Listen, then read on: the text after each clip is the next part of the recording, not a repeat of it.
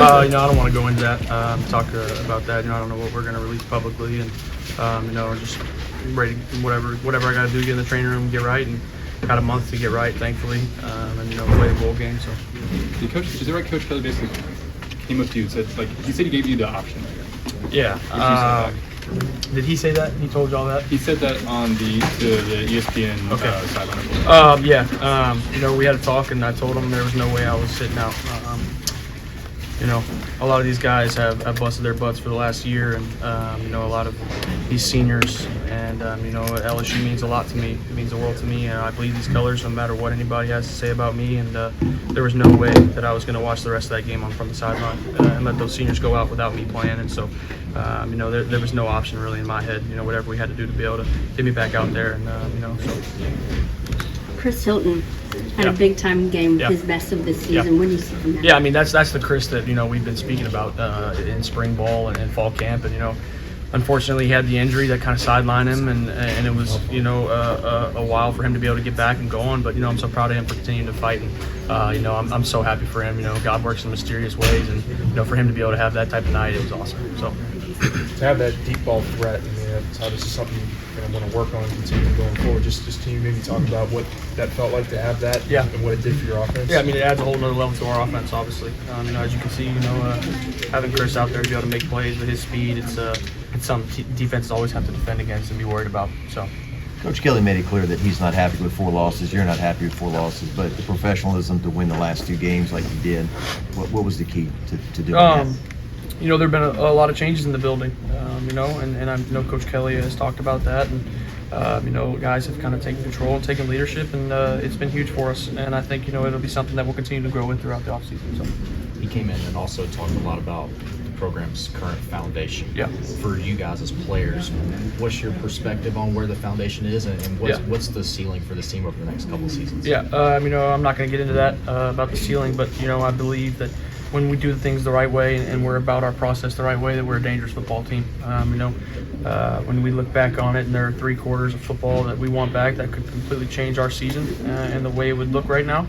And I think that's the frustrating thing, but that's the motivating thing. Is we were right there, and we were so close, and we got into a little bit of a slump, and you can't do that in the SEC. As you see around the league, this league is like the NFL right now.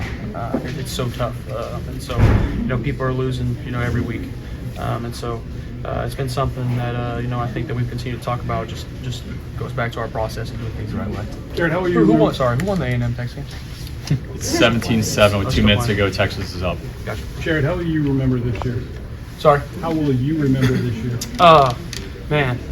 This year was a huge growth year for me. I said it in September, and I still stand on it that I hope that I would be a better player now than I was in September, and I think that is proven to be true.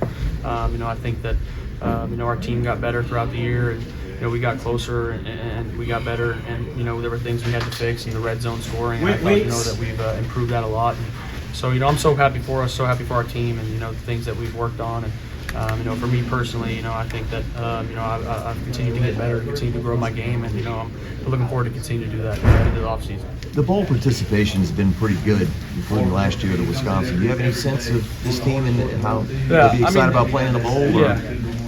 Guys got to make decisions that are best for themselves in their career, and I understand that. Of course, we would like everybody to play, but at the end of the day, these are my teammates, these are guys I care about. I want them to make the best decision for them. And, at the end of the day, whatever decisions they make, whatever they feel like they have to do, there's no hard feelings there. And we're going to go with 11 guys to play in the bowl game, and we're going to go win the game. So, Garrett, in Coach Kelly's opening statement, he said he's taking receipts. He said we're going to be in the national championship. Did he relay those thoughts to y'all before or after the game? No, we talk about it all the time. He talks about taking receipts, and it's the truth. We're going to take receipts, and remember what people say about this team and who they thought that we were. And it's not the truth of who we really are. We know the real us. And so I'm just, like I said, I'm just excited for us to continue to grow and build on the foundation. Have you decided on whether you're coming back next year? I have not decided about that. I have not made any I've not had any discussions, any conversations. I wanted to leave that out until after the season, so I didn't want to go over that. I can't really tell you how where I'm at right now or what I think. I know that I love being here at LSU. I love this team. I love this school, this organization, this family, the fan base. So I'll get into those conversations, probably early this week and try and figure everything out from there.